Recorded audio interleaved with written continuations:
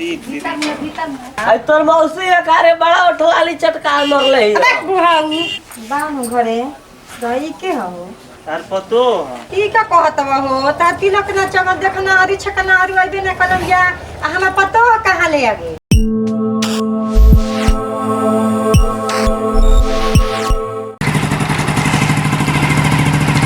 अरे धीरे धीरे गोली चलाएंगे ये लोग घाट नहीं का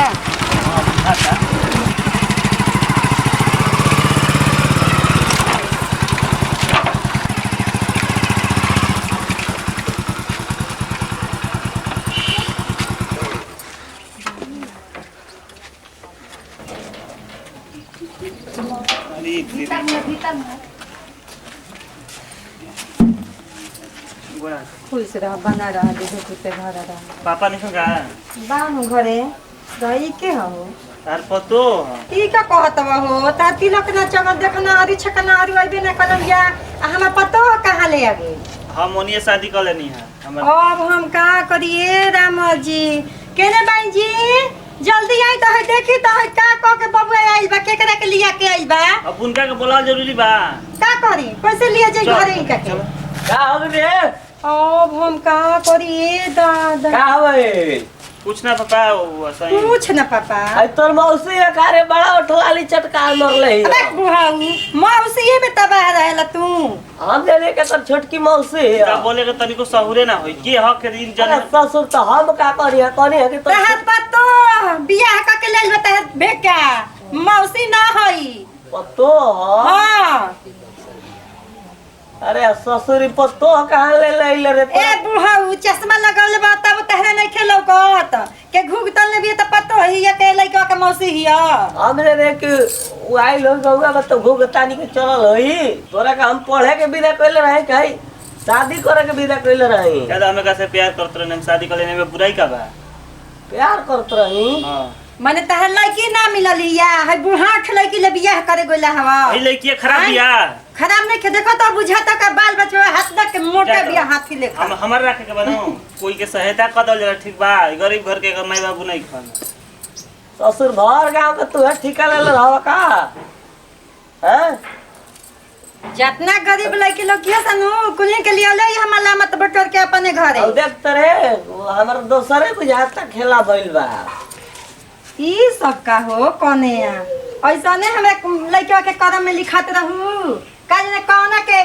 लेके आ गेलू हमरा घरे हां अब लइका से बतियाई ना रे बबुआ ई कोन लइका हम जाना तो हमरा घर में रहे दे जल्दी लेके जुकले चल जते बाहर लिया जब लिए जाए बाहर लिया के चल जनी नमन से हमरा घर में गुजारा नहीं के कर ना लिया जाओ अरे जब देखत जो हमारे हो अब हम का करी ई पढ़े ना जात रही बा के पढ़ाई करे जात मैं रहे पैसे दे एक तो जो करे ससुर के का खर्चा फसरी लगा देला तब हसन तोरे के मिल गोला है का में घरिया का दहेज में हैं बड़ा खुश बारे एगो मेहरानी ले देले त जा, ये ले जा। हाथी ले खबिया का से खानो ना बनी हमरा ले जा तिल चाउर छतल पूजा इनका लोग ले जा अरे हम तोरा के पढ़े के विदा कइले है ससुरा के शादी करत चलिए यही कते विदा कइले रही ज्यादा हमारा जोन जचल उकलन अगर 10 लाख ससुर रुपया तू डुबा दिहला गंगा जी में असही 10 लाख से महंगा एगो चीज तरह के दे देनी खिलावत रही हो खिलावत रही हो ए दादा ही लइका के तनकी आ, शरम नहीं ससुर के कहीं का के कही का ना 4 चक्का गाड़ी हम ले रहती तो बहुत चट्टी उट्टी पर तनी घूमी हम के आई थी ओना सब तनी पान वान खा के समोसा तो ठीक बा हैं गाड़ी चलावे लगा उधिया जीव गाड़ी चलावे लगा उम्र रह उदिया जीवो चल ठीक बा ज्यादा मत भाषा सुनाओ हमरा के ठीक बा जाए ससुर बोए हमारी इज्जत ले लिहला ससुर यही खातिर तार हम झोपड़ा रही कबाब दे हैं तो महाराज का बड़ा का गलती कइले बानी नाक कटवा दिहला ससुर हाँ, गाँव जा। जवार में जाई हम कहाँ जीवे रे ससुर मैं हमारी इज्जत ले लिहला अब कुछ हमारा दाचल नहीं खे मैं का चाहत मर जाई मर जाई सोच जा हम चलिए अरे बुढ़िया जल्दी लिया जो ससुर के मैं और इज्जत या हमर बुढ़ा दियो तो लिया जो जल्दी घर में लिया ई जो जान ना दी एकदम ना लायक हो गइल बा चल लिया जो चल जौन भाई जान में के कहलू ले जो ले जा तो जुड़ाइए जी बुझलो हेलो रे आओ ससुर जौन कइला जौन तो ठीके कइला ओकरा से तनी पूछ जात बेदर कौन हिया तनी पूछ ली हमू चलो घर में तनी पेट के पानी और पसी जाओ ले अपने जात बेदर बिया की ससुर दोसरे के ले लो उठा के कौन जाति ले लो मैं घर के नाश के बिग दिहल हैं बैठ कुछ कहू बोले के कब ओकरा मुंह में लौरिया लगा के पूछो क्या ओकरा से पूछो से पूछ रे पूछो का पूछा संजोल हम हैं जमी हो गया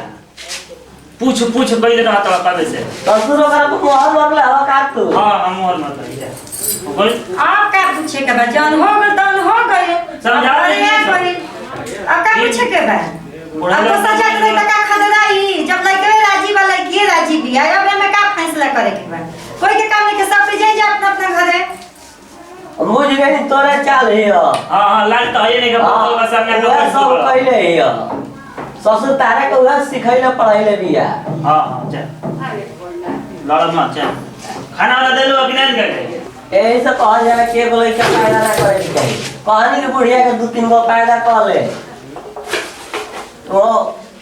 कहते के रहा तब छेड़ बकरी भई एगो पतो है आज भी यहाँ कितने सुंदर एक लड़का बता चला का भइल बा पढ़ के हाथ में तो आगे नहीं बढ़ावनी नु देखा बुढ़ा कितने सुंदर पतो है दिया ऐसा दियो बार के खोजला पर लड़की ना मिली हसन एकदम बुझाती है कि चांद के टुकड़ा ही है पतो मकरी काहे ले बर्बाद मकरी के काम नहीं खे ई त अंधारा घर में अंजर कर दी करवाबो अंजोर हां तब ऐसा तब लड़का ऐसा पतो खोजले बनी कि अब कुछ कहे ले के ना अब तो हमरा बुझाता के पलंग ही पर चाहे नाश्ता मिली का दो ओइसने हमरा मन में लागत है बक हां मन में लगता ना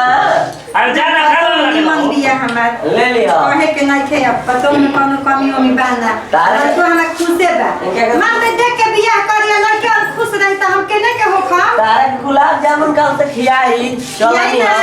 खिया करी रसमलाई के चाय बना के खियाई चाय बना बना के खियाई अब के चाहिए चाय तो